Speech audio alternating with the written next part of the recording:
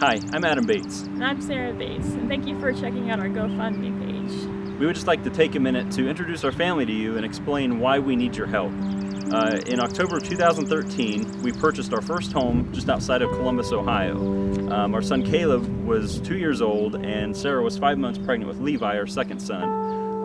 The house we found was in a great location for a great price.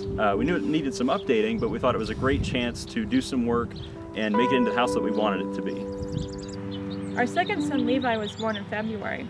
Everything seemed to be going great in our house, but then within a few months we started getting sick, and it was from everything from skin sensitivity, rashes, fevers, nausea, you name it, we had it. We could never really pinpoint what the problem was.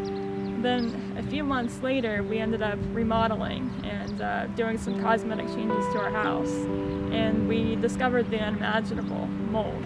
And not just a little bit, there was a lot. We knew that mold was very hazardous to our health, and especially to our young boys.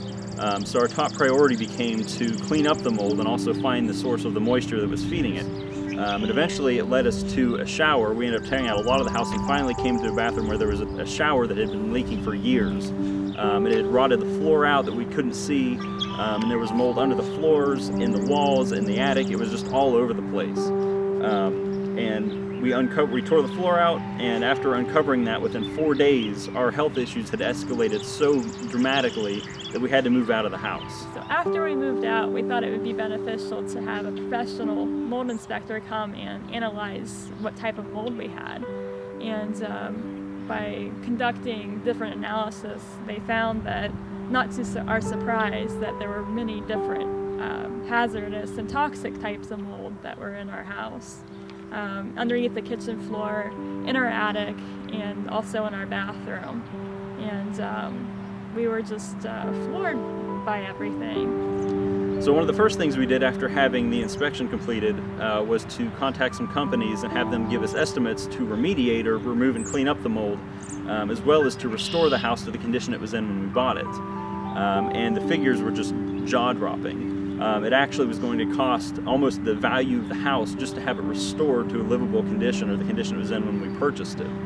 And something that we found out about mold that was driving the price up is that mold actually emits something called mycotoxins. It's not just mold spores, which everybody knows about, but mycotoxins are actually what caused the sickness that we were experiencing.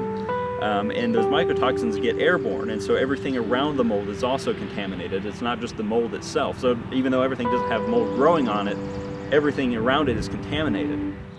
The recommended treatment was to remove all of the carpets, treat and paint all of the walls, remove the roof, and treat all of the trusses and framing, and a lot of other things just to get rid of the mold.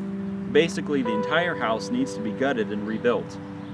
In addition to that, all of our possessions either need to be discarded or to be sanitized. Anything that's porous has to be discarded, like beds, couches, that sort of thing. And items that are non-porous, such as our computer monitors or TVs, they can be sanitized, but it's a long process with chemicals and biocide. All this has been extremely overwhelming to us. Just after 1 year of purchasing our house, we can't live in it. We're currently living in a 30-foot camper next to the house. And as you can imagine, with a 3-year-old and a 1-year-old who are very energetic and rambunctious, that gets pretty challenging sometimes. In addition to that, we're still trying to get over the health issues that we have as a result of the mold. One of the first things that we did after realizing the extent of the damage was to look into different ways to get it fixed and get it paid for. And our insurance and none of that stuff covers it. And so we don't have the kind of money just sitting around to fix it, especially so shortly after just purchasing the home. So that's where you come in. We've decided to turn to you to try to raise enough money to restore what we have lost. The amount of money we need is very large, but we are confident if everybody gives a small amount, we can raise what we need. All we want is a good, safe place to live and raise our family, but we need your help to do it. If you can't give a lot, don't worry about it. Every little bit helps, and if you can't give anything, please at least share it with your friends on the internet. Share it on Facebook, share it on Twitter, share it everywhere. Yeah, and thanks again for watching our video and supporting us. Just like Adam said, share it as much as you can. Thank you again. God bless.